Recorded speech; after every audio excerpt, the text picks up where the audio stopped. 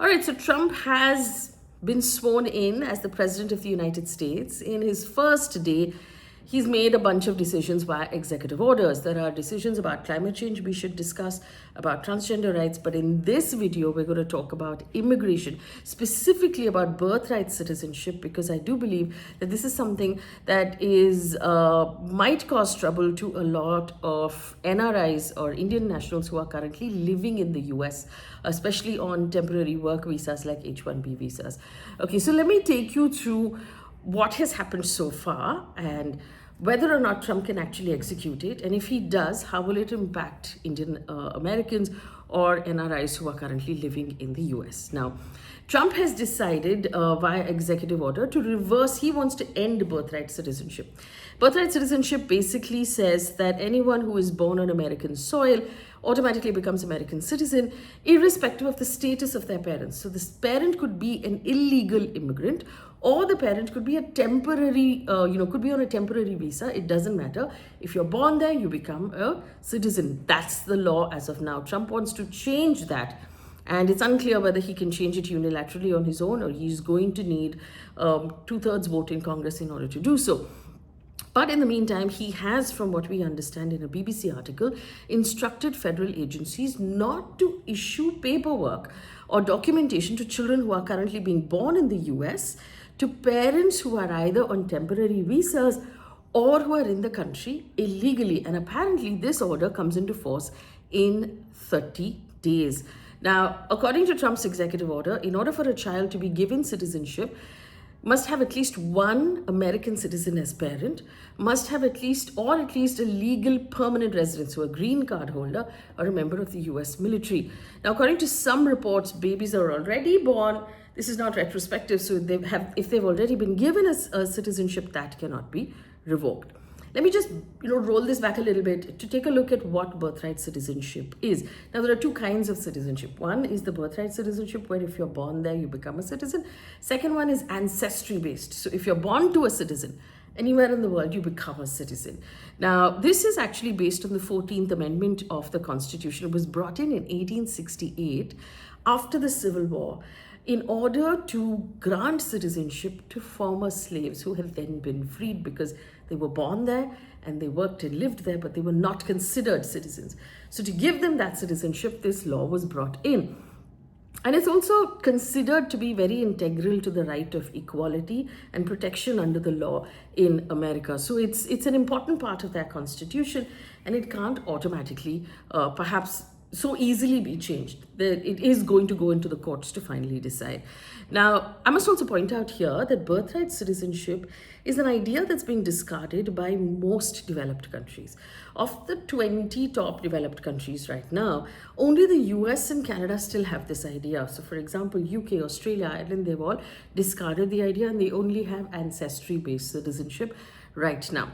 Let's take a look at the numbers right now. So according to Pew Research, in the year 2016, there were 2.5 lakh babies, or 250,000 babies born in the US whose parents were unauthorized immigrants.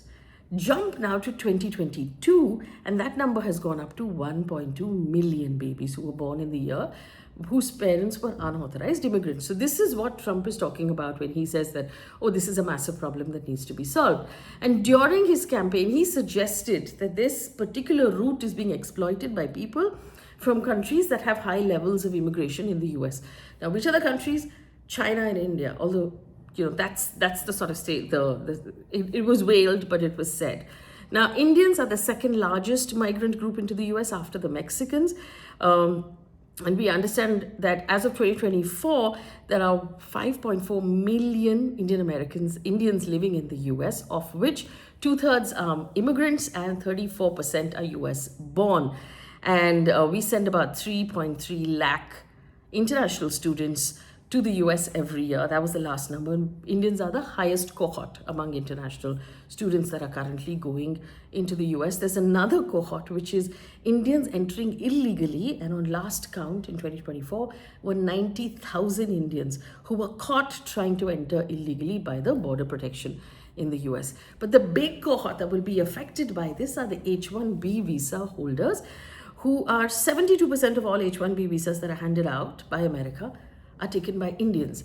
And this is a group of people who normally assume that their children will get citizenship. So this policy, as it's been outlined right now, will impact that category. It will also impact those still waiting for their green cards. Their children will also come under a question. There's also this other question that Trump and his campaign has brought up a lot about birth tourism, where pregnant women come and visit the US and have their babies there. And this is something that he has vowed to end as well. But best laid plans by Trump, one must point out, like I said, this is enshrined in their constitution, so it's not going to be so easy to change. Now, the American Civil Liberties Union and other groups have already taken Trump to court and challenged this decision. Legal scholars say that he can't do this in an executive order.